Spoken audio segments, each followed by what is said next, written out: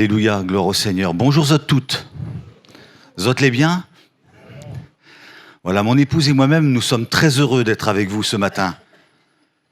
Nous avons dans l'église de Saint-Pierre des frères et des sœurs en Christ. Nous avons aussi des amis que nous apprécions beaucoup, avec qui on passe un peu de temps ensemble et c'est très appréciable. Soyez bénis, mes chers frères et sœurs. Et je voudrais aussi saluer toutes les personnes qui nous suivent sur les réseaux sociaux et je demande à Dieu qu'il puisse nous bénir tous ce matin, à l'écoute de la lecture de la Bible et du commentaire qui va suivre. Le thème que j'ai retenu pour ce matin est le suivant: Jésus revient, es-tu prêt? Jésus revient, es-tu prêt? Je vous propose une lecture dans l'évangile selon Matthieu. C'est le premier évangile du Nouveau Testament. Évangile selon Matthieu au chapitre 24. Nous allons lire quelques versets à partir du verset 40. Évangile selon Matthieu, chapitre 24, verset 40.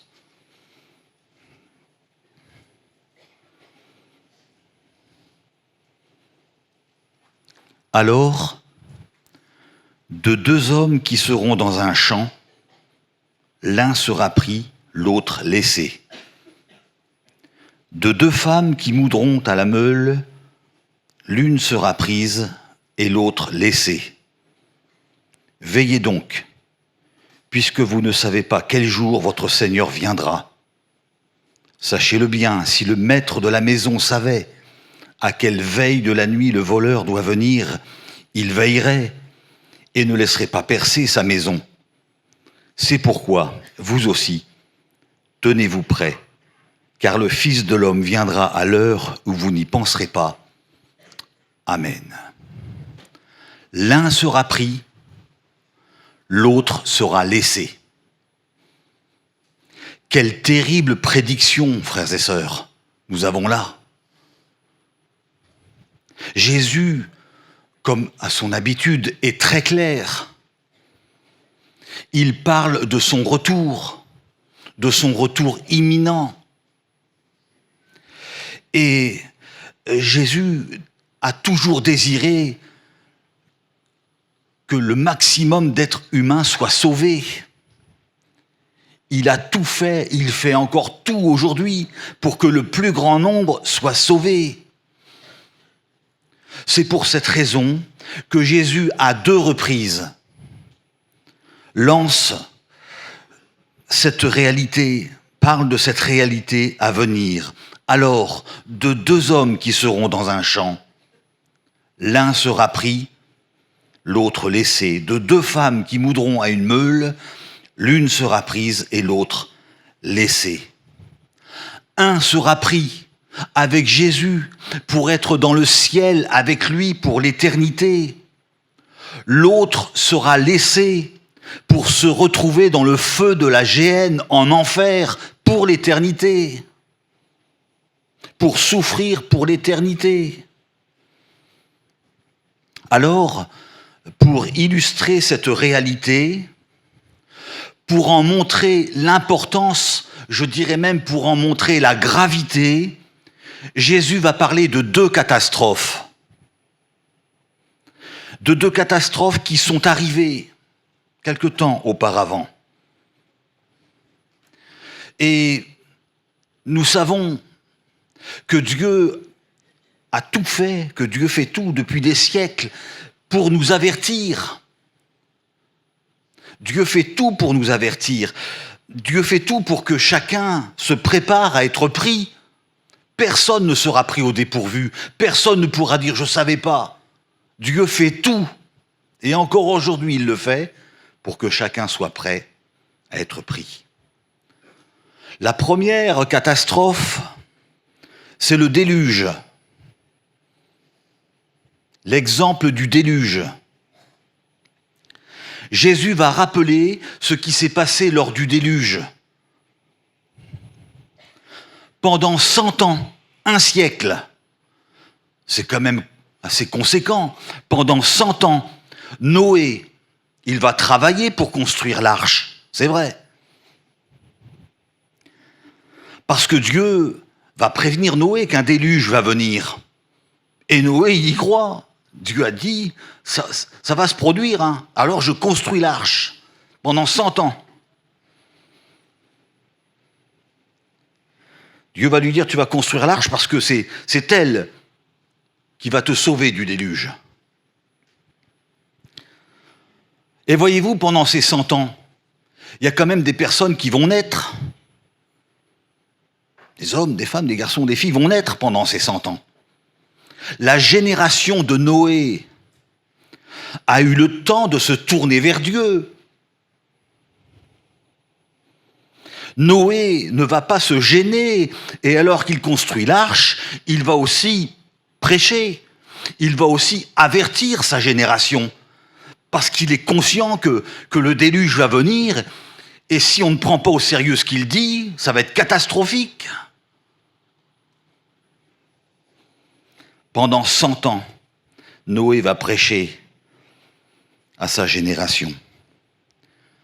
Mais que va faire cette génération ? Qu'est-ce qu'elle va faire ? Comment vont réagir ces personnes ? Eh bien, on va négliger l'avertissement divin. Noé, on ne va pas le prendre au sérieux. Il construit une arche là en pleine terre, non mais il a perdu la tête ce pauvre Noé. On ne va pas prendre au sérieux l'avertissement divin. En construisant l'arche, Noé s'est soucié de prêcher la vérité à sa génération. Noé va les avertir. Dans 2 Pierre chapitre 2, il est dit que « Mais Dieu a sauvé Noé, ce prédicateur de la justice, lorsqu'il fit venir le déluge sur un monde impie. » Le déluge est arrivé, hein ? Oui, comme prévu, comme Dieu l'avait dit, le déluge est arrivé. Et Dieu va se tenir à la porte de l'arche. Et ne vont entrer dans l'arche que ceux qui vont accepter son message. La famille de Lot. 8 personnes vont être sauvées du déluge. Les autres vont périr. Tout simplement pour avoir négligé, pour n'avoir pas cru dans l'avertissement que Dieu adressait à travers Noé à ces hommes et à ces femmes. La seconde catastrophe, c'est le drame de Sodome. Lot, le neveu d'Abraham, il rendait témoignage dans sa génération perverse. Et la Bible nous dit même qu'il tourmentait son âme à cause des péchés de ses contemporains. Car ce juste, nous dit l'Écriture, qui habitait au milieu d'eux, tourmentait journellement son âme juste à cause de ce qu'il voyait et entendait. 2 Pierre 2,8. Qui va l'écouter ? Qui va l'écouter ? Pas grand monde. Et je peux même vous dire, frères et sœurs, Bible en main, pas même ses gendres, sa propre famille, pas même ses gendres vont y croire. Pas même ses gendres vont prendre ces avertissements au sérieux. Ils vont même dire, c'est des plaisanteries. C'est de la plaisanterie. Non, le retour de Jésus, frères et sœurs, chers amis, c'est pas une plaisanterie, hein. On rigole pas avec. C'est sérieux, c'est très sérieux. Lot parla à ses gendres, « Levez-vous, sortez d'ici. Il y a danger. La ville va être détruite, c'est sérieux, quoi. Levez-vous, sortez d'ici. » Mais, aux yeux de ses gendres, il parut plaisanter. Quelle catastrophe! Non, il ne plaisante pas. Non, c'est sérieux, ce qu'il est en train de vous dire, ce qui va arriver. Lot va être sauvé avec ses 2 filles. Et les autres, eh bien, ils vont souffrir, croyez-moi. Ils vont souffrir d'une mort horrible, brûlés par le feu. Parce que Sodome et Gomorrhe vont être brûlées, détruites par le feu. ce feu qui est descendu du ciel et qui va tout ravager. Encore aujourd'hui, en 2025, la mer Morte, et ses rives rendent témoignage de cette réalité, afin de ne pas prendre le retour de Jésus pour une plaisanterie.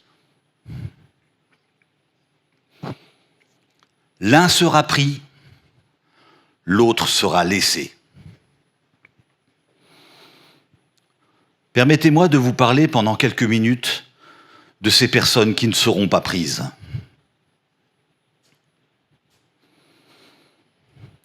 De ces personnes qui refusent la grâce de Dieu.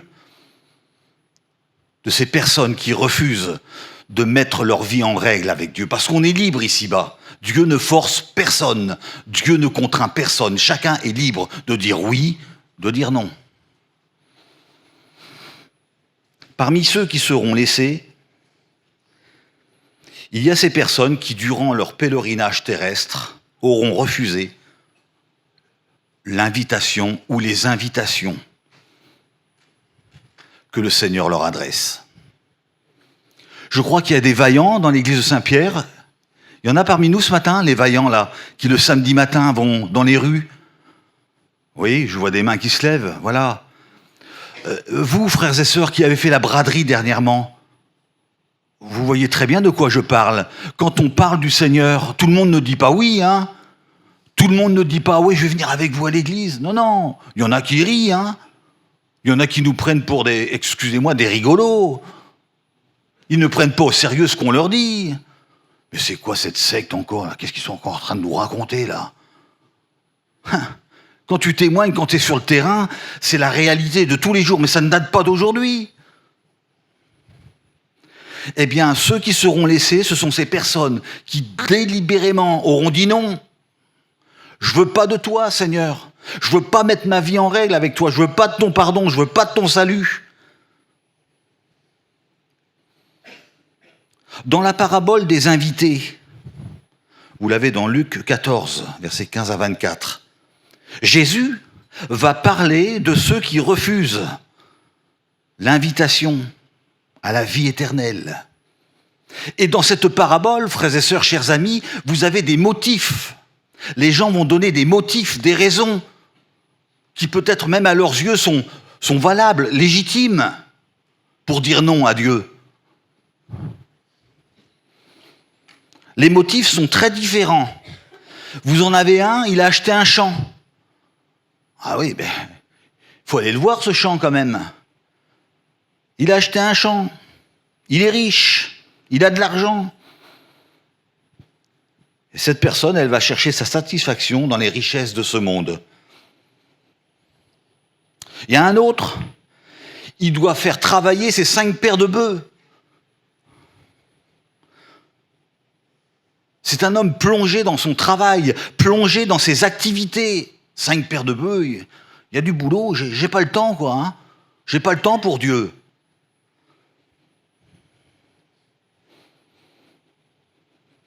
Il y a un autre, il refuse l'invitation, il refuse le salut, il vient de se marier. Ah oui, il vient de se marier. Il est à la recherche du bonheur. Et il pense que le bonheur, c'est dans le mariage, loin de Dieu.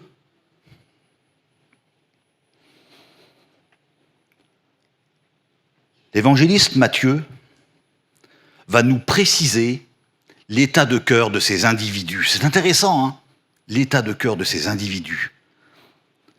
Et il dira, Matthieu, mais sans s'inquiéter de cette invitation, ils s'en allèrent. Voilà. On les invite, ils ont des motifs, ils ont des excuses, ils disent non et ils s'en vont. Ils vaquent à leurs occupations. Mais dites-moi, ça n'a pas changé, frères et sœurs. Ça n'a pas changé aujourd'hui. Il y a tant de personnes, il y a tant de gens autour de nous et même dans nos familles, tant de gens qui ne prennent pas garde à l'amour de Dieu. Tant de gens qui méprisent l'invitation, les invitations du Seigneur Jésus. Tant de gens qui ne font aucun cas de la mort de Jésus à la croix du Calvaire. Tant de gens qui ne font aucun cas du retour prochain de Jésus. Quand mon papa était gamin, il est fils unique, il est né dans une famille non croyante, non chrétienne. Et le dimanche matin, mon papa allait avec son père, donc mon grand-père, au jardin, pour jardiner, voilà. Il faisait quelques centaines de mètres à pied avec son père, et sur le chemin, sur le parcours, il y avait un calvaire, une croix avec le Christ crucifié dessus. Et mon père, ça l'intriguait. Et à chaque fois qu'il passait là, il disait à son père, donc à mon grand-père, « Papa, c'est qui? C'est quoi ?» Et son père, qui était non-croyant, de lui répondre, « Je sais pas. Je sais pas. » Et à chaque fois, c'était la même chose, la même question qui revenait. « Papa, c'est qui? C'est quoi ?» Alors parfois, mon grand-père était un peu agacé, « Mais je t'ai déjà dit que je sais pas. » Et puis un jour, un dimanche matin, c'est la même chose, la même question qui revient. « Papa, c'est qui, c'est quoi ?» Et là, mon grand-père va se tourner vers son fils, donc vers mon père, et lui dire « Écoute, moi je sais pas, mais toi un jour tu sauras. » Et en effet, Michel Pelletier, un jour, il a su qui était cet homme, le Fils de Dieu, Jésus-Christ, cloué à la croix. Et un jour, mon père va donner sa vie au Seigneur Jésus-Christ. Et il va être pasteur pendant plus de 60 ans. Il l'est encore aujourd'hui en métropole, à 87 ans. Voilà. On s'aperçoit, frères et sœurs, hélas, que les gens de notre génération, bien souvent, refusent Dieu, refusent le salut, pour les mêmes motifs que dans cette parabole. Les motifs sont les mêmes. Il y en a d'autres, mais ceux-là on les retrouve, hélas. Vous avez des êtres humains, et je pense qu'à La Réunion, il y en a, qui sont en quête des biens matériels. On en a, mais on en veut encore plus. On a une belle maison, mais elle n'est pas assez grande. Il faut l'agrandir, ou il en faut une autre. On a une belle voiture, mais il y a mieux quand même, hein. Alors, il y a la maison, il y a la voiture, vous voyez, les biens matériels. Ah, ça, on y est attaché. Mais le jour où tu pars, hein, tu sais, tu laisses tout derrière toi, hein. Tu prendras pas ta maison, ta Mercedes avec toi pour aller au ciel, hein. Attaché aux biens matériels. D'autres sont pris par les activités de toutes sortes. Il n'y a jamais de temps pour Dieu. Oh ben non, il y a déjà le travail, il y a la femme, il y a les enfants, il y a le sport, il y a la pêche, il y a le jogging, les randonnées. On est tellement pris qu'il n'y a pas de temps, il n'y a plus de temps pour Dieu. Alors quand vous témoignez au Seigneur, oh non, j'ai pas le temps. Les mêmes motifs, les mêmes raisons que dans cette parabole. D'autres refusent de croire que le vrai bonheur, c'est de marcher avec Dieu et d'attendre son retour. On reste indifférent à l'amour de Dieu, à cet amour que Dieu a manifesté sur la croix du Calvaire pour chacun d'entre nous, à cet amour de Jésus qui livre sa vie pour le pardon de nos péchés. Ah, quel dommage d'avoir de telles attitudes. Quelles seront ces personnes qui vont aussi rester? Eh bien, il y aura aussi de ceux qui ont accepté Jésus, des personnes qui se seront converties, des personnes qui auront pris leur baptême d'eau par immersion, mais qui ne sont pas prêtes. Parce que je veux le dire, frères et sœurs, il y a des chrétiens qui ne sont pas prêts. Même s'ils se sont convertis, même s'ils ont pris leur baptême, Jésus revient maintenant, ces personnes ne sont pas prêtes.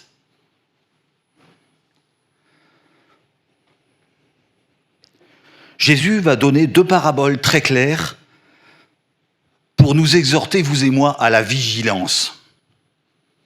C'est important, hein, parce que c'est vrai, le retour de Jésus, ça fait, frère Pelletier, ça fait quand même des années, des siècles qu'on en parle.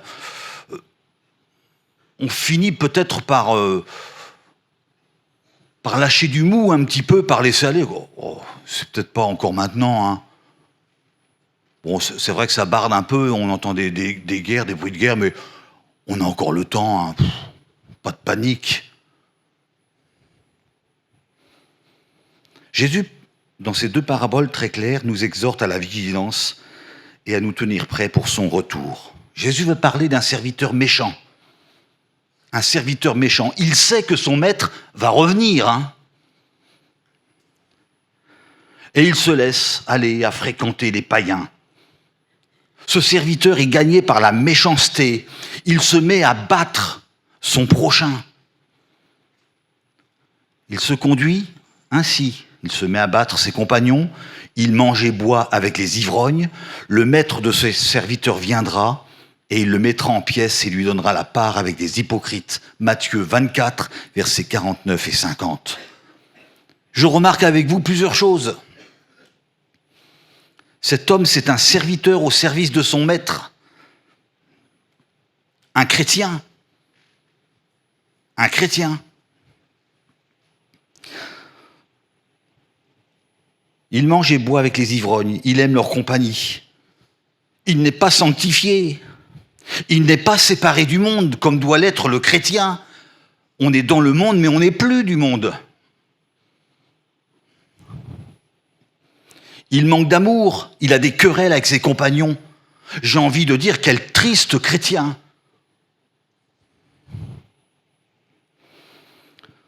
Le résultat, frères et sœurs, il est clair.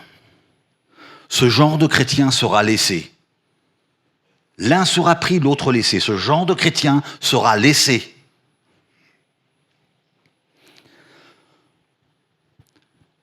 Un enfant de Dieu, que vous êtes, que je suis, frères et sœurs. Un enfant de Dieu ne peut pas vivre comme les gens du monde. Vous êtes d'accord avec moi? Non, j'ai dit une bêtise? Un enfant de Dieu ne peut plus vivre comme les gens du monde. Ah non! Il y a des choses que je peux plus faire, des choses que je peux plus dire, il y a des endroits dans lesquels je peux plus aller, parce que je suis chrétien.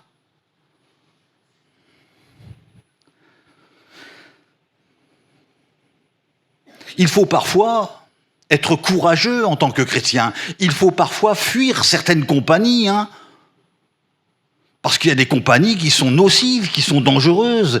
Et si tu persistes, eh bien ces personnes qui sont peut-être très gentilles, elles vont te perdre, hein. Elles vont te tirer vers le bas. Il y a danger. Nous devons montrer au monde, à tous ceux que nous côtoyons, par notre comportement, par notre manière de vivre, par notre amour, que nous sommes des chrétiens authentiques, que nous sommes des enfants de Dieu. Voilà ce que Dieu attend de nous. Alors quand le Seigneur Jésus viendra, nous serons pris. Et puis Jésus nous avertit dans une autre parabole. Vous la connaissez très bien, frères et sœurs. J'ai envie de dire une parabole encore plus dramatique. La parabole des 10 vierges. Vous l'avez lu, hein, certainement maintes et maintes fois. Vous avez certainement entendu des prédications sur cette parabole. Les 10 vierges, soyons clairs, savent que Jésus revient. Les 10 sur 10 savent que Jésus revient. Les 5 folles, elles savent que Jésus va revenir. Hein. Tout le monde le sait, tout le monde est averti. Les 10 vierges sont averties du retour de Jésus. Elles l'attendent. Elles ont toutes une lampe, symbole de la parole de Dieu. Elles ont toutes de l'huile, dans un premier temps, symbole de l'Esprit Saint. Mais Jésus nous dit quelque part qu'il attend plus de ceux qui sont appelés. La différence entre les vierges sages et les vierges folles, ça va être la réserve d'huile.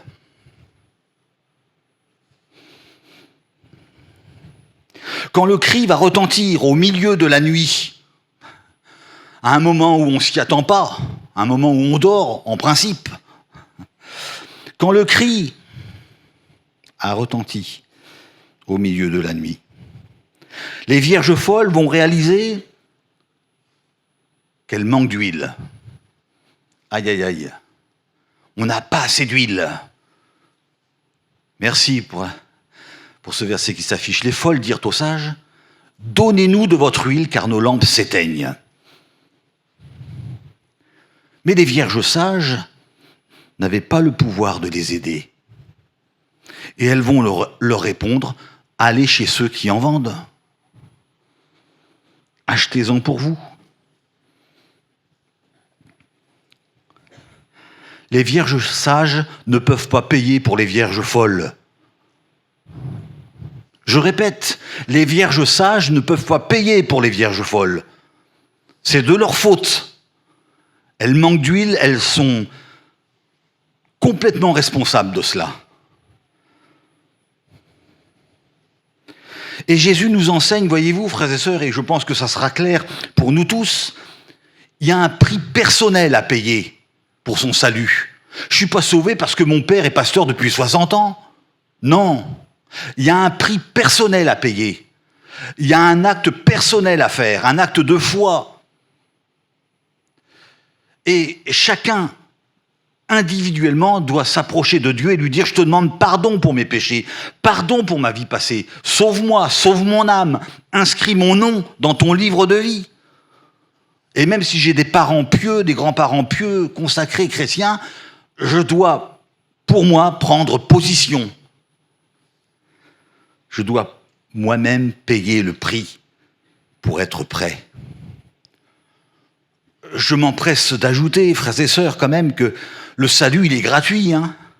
Avec Dieu, tout est gratuit, bien sûr. Les grâces de Dieu, le don du Saint-Esprit, tout est gratuit. Mais le prix à payer, c'est de donner notre vie. Le prix à payer, c'est de nous consacrer à Dieu. Le prix à payer, c'est prendre le temps de prier. Pas uniquement le dimanche matin, puis au revoir Seigneur à dimanche prochain. Prendre le temps tous les jours de prier. Prendre le temps de lire sa Bible. Prendre le temps de venir aux réunions dans la mesure des possibilités. Prendre le temps de gagner des âmes, de témoigner. Prendre le temps de visiter des âmes. Des malades. Vous savez, quand une flamme n'est pas alimentée, elle va s'éteindre, tôt ou tard. Quand un feu n'est pas alimenté, il va s'éteindre tôt ou tard. Si je veux faire du boucané, il faut que j'alimente le feu, sinon à un moment donné, le feu va s'éteindre. Et mon boucané, il va pas être bon.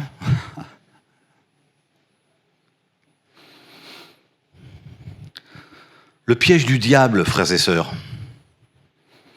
le piège du malin dans ces temps de la fin, c'est de nous faire croire que tout est facile. C'est de nous faire croire que faut pas s'inquiéter. Non mais là t'entends encore une prédication sur le retour de Jésus, mais pas de panique. T'emballes pas. Oh. Tu verras ça un peu plus. T'es jeune, profite. Allez, tu verras ça. Voilà le piège du malin, voilà le piège du diable. En séduire un maximum pour que ces personnes passent à côté de la grâce et du salut. Dieu n'a pas changé. Et le chrétien que nous sommes, que je suis, doit chaque jour prendre sa croix. Chaque jour. Il faut suivre Jésus. Chaque jour, il faut entretenir sa vie personnelle. Tous les jours, j'ai besoin de me tenir au pied du Maître. Tous les jours, j'ai besoin de prier. Tous les jours, j'ai besoin de lire la Bible. Tous les jours, quotidiennement, être au pied du Seigneur. Je vous disais tout à l'heure, frères et sœurs, que la parabole des 10 vierges, elle est pour moi une parabole tragique, dramatique. Plus que les autres, même peut-être. Pourquoi ? Eh bien, la raison, elle est simple.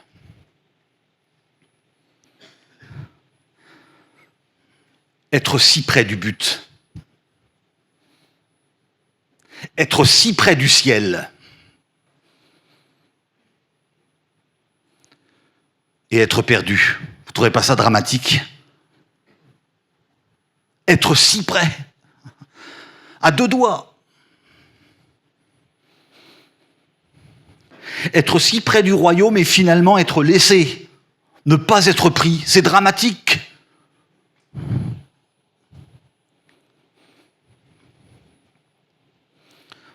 J'ai fait au cours de mon ministère pastoral de nombreuses visites en tant que pasteur dans les prisons, dans les hôpitaux. Et bien souvent, il m'a fallu aussi visiter des personnes en fin de vie. Pas forcément des personnes âgées, hein, des jeunes aussi parfois, des enfants. Et ce qui m'a toujours bouleversé, frères et sœurs, ce que je ne pourrai jamais oublier, c'est certaines de ces visites que j'ai pu faire, où là, parlant du Seigneur, Jésus parlant de son amour, j'ai eu en face de moi des personnes qui résistaient, qui disaient non. J'ai vu des personnes dans leur lit avec vous savez, les barrières là, qui secouaient ces barrières de toute leur force en disant non, je veux pas de votre Dieu. Je veux pas. J'ai vu des personnes prendre leurs draps, les tordre et se débattre avec le peu de force qui leur restait encore pour dire non à Dieu. Mais ça, c'est terrible, c'est dramatique.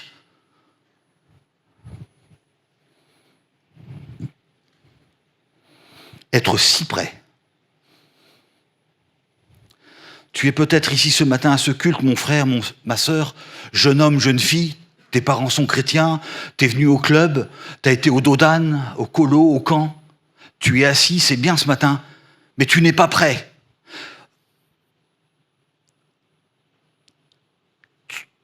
Tu crois dans le Seigneur.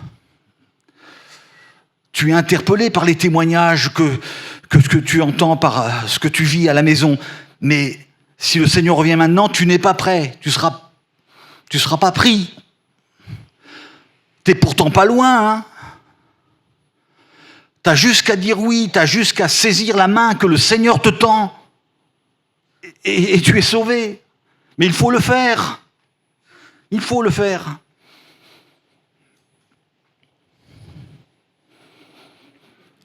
Moi je crois, frères et sœurs, mes bien-aimés, sans se tourmenter l'esprit, je crois que c'est chaque matin, chaque soir que je dois me poser la question de ma vie, suis-je prêt ? Moi je crois que chaque soir avant de t'endormir, avant de fermer tes yeux, chaque chrétien devrait se dire, suis-je prêt ? Seigneur, tu peux revenir cette nuit, est-ce que je suis prêt ? Est-ce que ma vie est en règle avec toi ? Chaque matin, Seigneur, je prends mon petit déjeuner, je vais aller au travail, à l'usine, à l'université. Suis-je prêt ? Tu peux revenir dans la journée, Seigneur. Suis-je prêt ?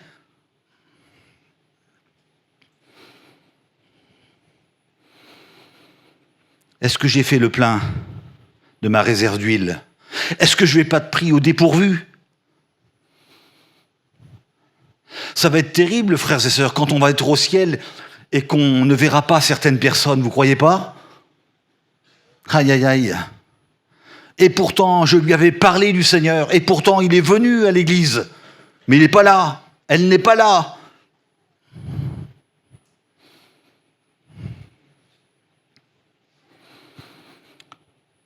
Je vais conclure en vous disant encore simplement ceci. Dans son souci pour nous, ou je devrais dire dans son amour pour nous. Jésus, quelque part, il nous secoue.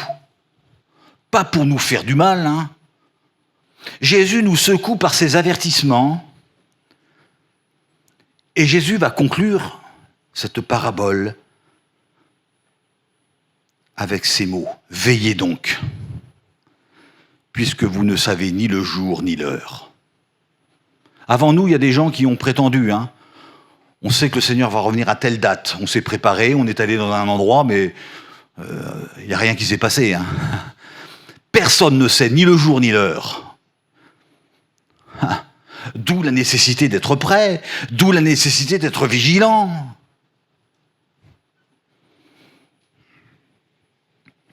L'apôtre Paul rappelle le but de la conversion à Jésus-Christ. Dans 1 Thessaloniciens 1, versets 9 et 10, il écrit « Vous vous êtes convertis à Dieu ». C'est le cas de beaucoup d'entre nous ce matin. Vous vous êtes convertis à Dieu pour servir le Dieu vivant et vrai et pour attendre des cieux son Fils. Voilà le but de la conversion. Je me suis converti, je sers le Seigneur et j'attends son retour. Un enfant de Dieu, un chrétien, c'est une personne qui s'est mise à part. Une personne qui sert Dieu et une personne qui chaque jour attend le retour du Seigneur. C'est peut-être aujourd'hui, Seigneur, c'est peut-être ce soir, c'est peut-être la nuit prochaine. Je me prépare, je suis vigilant, je suis prêt. L'un sera pris, l'autre laissé. On n'a pas envie de rester, hein, frères et sœurs, dites-moi. Moi, j'ai pas envie d'être laissé, hein. Quelle panique! J'ai envie de dire quelque part, quand le Seigneur va revenir, quelle panique chez ces personnes qui vont réaliser « Ah mais ce qu'on m'avait dit, c'était vrai, dis donc. J'y ai pas cru. » Que de remords, trop tard. Que de pleurs, trop tard. Alors, si vous voulez bien, on va courber nos fronts pendant quelques instants. On va fermer nos yeux et je vous propose une prière. Vous êtes libre de la faire avec moi ou pas, mais je pense que vous allez être d'accord de faire cette prière avec moi. Seigneur, vous pouvez répéter après moi à haute voix si vous voulez bien, hein. Seigneur, je ne veux pas être laissé lorsque tu reviendras. Je veux être prêt. Je veux être pris pour partir avec toi dans le ciel. Merci d'entendre et d'exaucer ma prière, Seigneur. Alléluia. On reste dans le recueillement et je voudrais faire aussi un simple et court rappel ce matin parce que je ne veux pas laisser passer cette occasion. Parce que je crois qu'il y a dans cet auditoire ce matin une personne, peut-être ou plusieurs, qui ne sont pas prêtes. Et si le Seigneur revenait maintenant, tu resterais assis sur ta chaise alors que les chrétiens seraient enlevés dans le ciel. Je voudrais faire cet appel solennel parce que, on l'a compris, c'est tellement important. C'est pas une plaisanterie le retour de Jésus, hein. Oh non. Il en va de son éternité quand même, hein. Alors pendant qu'on est dans le recueillement, si quelqu'un veut dire au Seigneur ce matin, oui, en venant à ce culte, je n'étais pas prêt, mais je veux lever ma main pour que le pasteur prie pour moi maintenant, et je veux faire ce qu'il faut, Seigneur, pour être désormais prêt à être pris avec toi. Si tu veux répondre à cet appel, tu lèves simplement ta main, et on va prier ensemble le Seigneur. Oui, il y a des mains qui se lèvent. Vous avez raison de lever votre main, il n'y a pas de honte à lever sa main. Je vois toutes ces mains qui se lèvent. Alléluia. Merci Seigneur. Soyez bénis mes amis, mes frères et sœurs. Alléluia. On va prier le Seigneur ensemble pour toutes ces mains qui se sont levées. Seigneur, je te bénis, je te rends grâce parce que tu parles tantôt d'une manière, tantôt d'une autre. Tu t'es servi de moi, humble serviteur, pour t'adresser à ces bien-aimés. Et je te bénis maintenant pour toutes ces mains qui se lèvent, pour toutes ces personnes qui désormais se préparent, sont prêtes à partir avec toi. C'était pas le cas peut-être avant de venir à ce culte, mais c'est le cas maintenant. Tu pardonnes maintenant, Seigneur. Tu sauves. Tu changes les vies. Tu donnes de l'assurance, la paix, la joie à chacun. Oh, gloire à ton nom, Seigneur. Tu es vraiment merveilleux. Sauve au cours de cette journée, Seigneur. Bénis les vaillants. Bénis tous ceux qui, d'une manière ou d'une autre, tiennent peut-être un stand biblique, témoignent. Bénis-nous à ton service. Et même si on se moque de nous, même si on nous méprise, jusqu'au bout, on parlera de toi. Jusqu'au bout, on parlera de ton amour pour que le plus grand nombre soit sauvé. Merci, Seigneur. Gloire à ton nom. Amen. Soyez bénis, mes chers frères et sœurs. Je vous remercie pour votre écoute. J'espère ne pas avoir été trop brutal. Soyez bénis.